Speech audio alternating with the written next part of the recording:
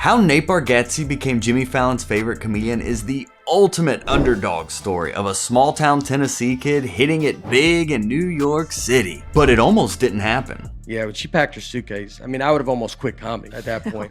Ladies and gentlemen, please give it up for Nate Bargatze! Now with 9 appearances on The Tonight Show, Jimmy and Nate have toured together and are even developing a sitcom starring Nate. And it's all thanks to one fateful meeting at a comedy club Nate wasn't supposed to be at. Nate grinded for 11 years before meeting Fallon, and this grind was not easy for him or his family. I think it was about being in New York, and I saw like a lot of New York comedians just performing in New York and kind of like getting in a little bit of a comfortable spot. And I thought, well, how many years would you just perform in New York and not actually start kind of to branch out and tour? Because I just didn't want to be in New York that long. I mean, I was like, when she asked me that question, I was like, this is what I'm doing. This is what's happening.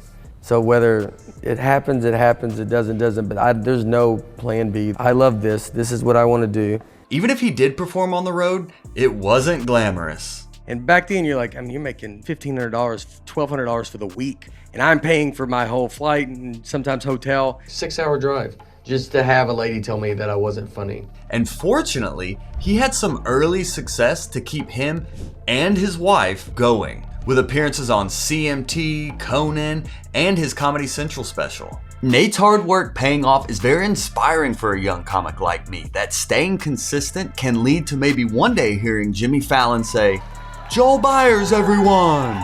After living in New York for 9 years, Nate had just moved to LA and was only back in town for New Year's, hanging out with friends at a comedy club. And Fallon just walks in. And I just remember like looking up and I was like, "What's up, man?" And this is the moment when Nate's 11 years of grinding, performing up to 7 times a night, pays off in a single set.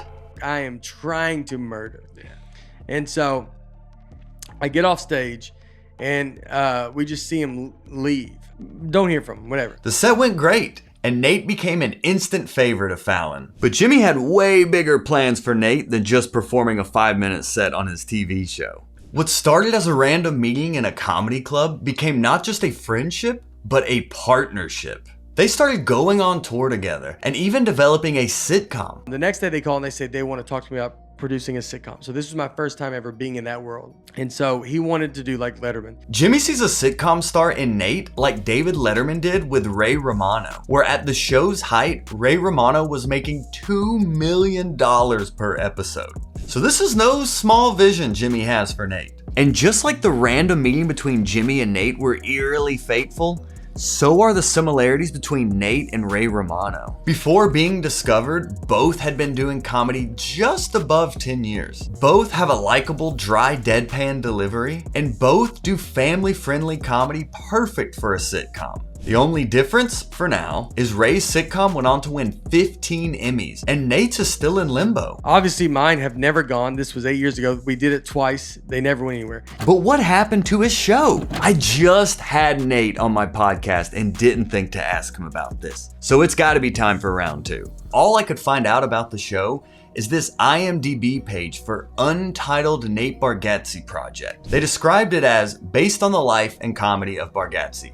The series follows Nate and his wife who choose to move from California to Nate's native Tennessee. And this sounds like the perfect show for Nate. And the cast and crew involved are TV superstars from shows like That 70s Show and The Big Bang Theory. Its release was initially announced on Fox, but then ABC. But so far, all Nate has to show for it is this outfit. This is all an outfit from the pilot that I shot that went nowhere. People ask me about that. However, Nate has since not just become Jimmy Fallon's favorite comedian, but America's favorite comedian, skipping TV stardom for Netflix fame.